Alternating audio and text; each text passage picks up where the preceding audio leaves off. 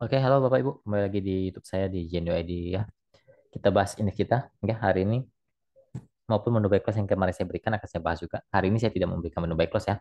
Di grup umum saya tidak berikan, di grup rekom juga saya tidak berikan ya. Karena eh, menu backclass kita kemarin belum jalan, jadi kita hold dulu lah ya. Tapi untuk menu scalping, untuk grup rekom tadi kita sudah cuan lumayan di Indo, kita sudah cuan lumayan di ABMM, kita sudah cuan lumayan. Tadi malah saya suruh info beli lagi Indo di sesi satunya ya, dan closingnya kita juga sudah cuan kembali ya, lumayan. Oke, kita bahas dulu indeks kita ya. Mantul ya, masih mantul, masih kuat ya, masih kuat di 7140, 7140-nya masih kuat, jadi kemungkinan akan naik lagi ke 7180 sampai 7200-an ya, masih oke untuk indeks kita. Oke, langsung saja saya bahas.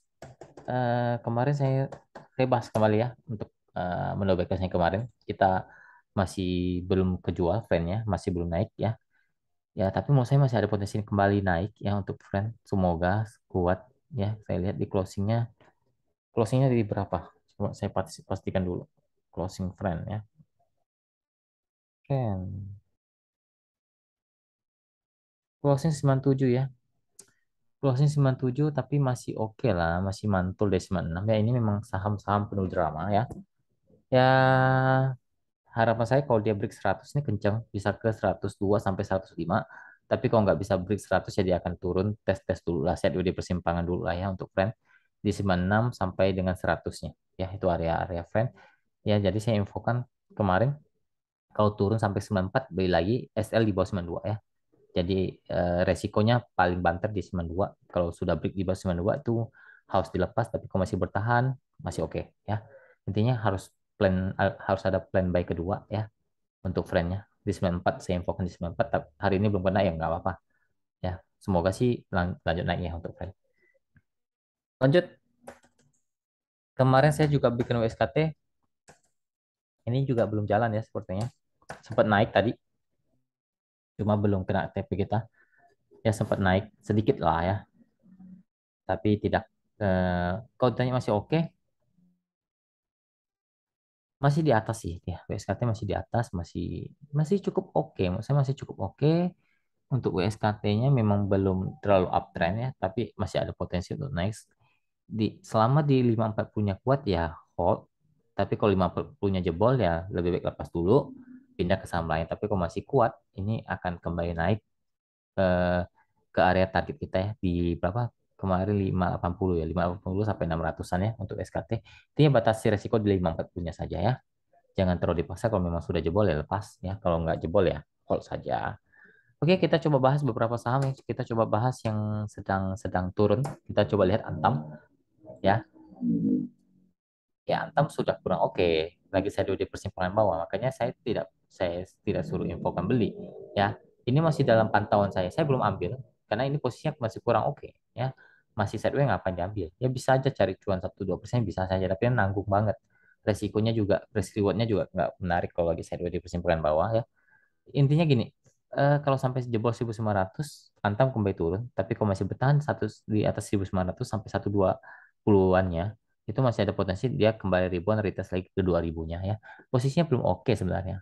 Belum oke untuk Antam ya. Masih persimpangan bawah, belum downtrend ya, tapi belum uptrend juga ya. Kalau dia downtrend itu dia break di bawah 1.900 itu harus hati-hati ya. Kalau dia sudah breakdown di bawah 1.900, nah itu sudah hati-hati. Dan kalau saya sih saya siap-siap kembali ambil lagi ya di bawah. Ya untuk sekarang saya wait and see dulu. Kalau dia memang dia confirm lagi uptrend nggak apa-apa, saya beli agak mahal tapi yang penting dia naiknya lancar. Itu aja. Kalau dia sudah turun di bawah ya saya tunggu sekalian di bawah. Ya, jadi Anda harus tahu teknikal. Ya. Kalau Anda tidak tahu teknikal, Anda cuma sembarangan ambil, tidak tahu apakah ini area buy yang bagus ataupun tidak, nah itu bahaya. Ya makanya belajar analisa. Jangan anggap saham itu seperti judi. Saham itu beda dengan judi ya.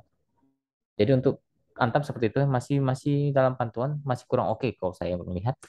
Kita coba lihat Pigas ya. Pigas saya sudah jualan ya kemarin. Kita jual di 2000. Itu target saya dah sudah kena ya. Walaupun nggak sampai 2000 tapi ya kita sudah cuan ya. Kalau Anda gara-gara 2000 aja nggak TP keterlaluan banget ya. Itu 2000 itu paling pucuk saya, area TP saya. Walaupun tidak sampai dia naiknya sampai 1990 ya itu udah lebih dari cukup. Beda 2 tik doang kok. Masa Anda nggak jualan? Untuk Antigas sebenarnya masih dalam posisi yang tidak terlalu jelek ya. Tapi ya kalau masih di atas 1800 masih oke. 1780 sampai 1800 untuk Bigas masih sangat oke. Masih di atas sebenarnya. Masih ada potensi untuk kembali naik. Prioritas lagi 1840-nya sampai 1860-nya dulu ya untuk Bigas. Ya posisinya masih di atas selama tidak jebol 1780-nya saja. Tapi kalau sudah jebol 1780 dia akan retest turun ke bawah 1700-an ya untuk Bigas. Oke, kita bahas ini saya tidak buka request sahamnya, saya hanya bahas-bahas beberapa saham yang lagi turun. Jadi saya bahas dulu. Ya, kita coba lihat bahas saham Adro. Ya, kita coba bahas Adro. Adro uptrend nih. Ya, oke masih oke Adronya. Masih oke. Ya masih kuat di 3600-an itu masih sangat uptrend. Resisten sekarang di 3750 sampai 3800 ya. Untuk Adro masih sangat oke selama bertahan di atas 3600-an ya. Masih sangat uptrend. Oke, apalagi ya kita bahas? Kita bahas dua lagi deh yang eh, apa ya bentar ya. Kita coba bahas hmm,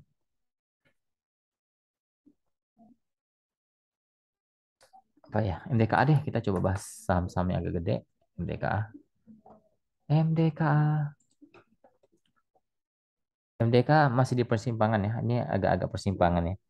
Hati-hati kalau sampai jebol 4 ribunya itu sudah kurang oke. Tapi kalau masih sekarang masih bertahan di atas 4100, 4080 masih ada potensi untuk kembali naik MDKA ke 4160 sampai 4200 ya. Resist buat di 4200 untuk MDKA ya. Posisinya lagi di persimpangan. Oke, terakhir kita coba bahas BBNI deh. Udah lama nggak bahas BBNI. BBNI masih pola di atas ya, masih ada pantulan-pantulannya masih oke sebenarnya masih menarik. Selama bertahan di 8400-nya. Entar 8450 sampai 8500 BBNI masih ada kecenderungan masih bisa naik. Tapi kalau sampai jebol 8400-nya itu sudah kurang oke untuk BBNI. Ada resisten terdekat di 8600 sampai 8700-an ya. BBNI resist kuat di 8700. Masih oke sih untuk BBNI selama bertahan di atas 8000 8450 8500 itu masih cenderung uptrend untuk BBNI ya. Oke, mungkin segitu saja ya analisanya tidak usah panjang lebar. Cukup sekian. Terima kasih. Semoga kita selalu diberkati Tuhan. Jangan lupa bersyukur. Oke, terima kasih. Salam cuan.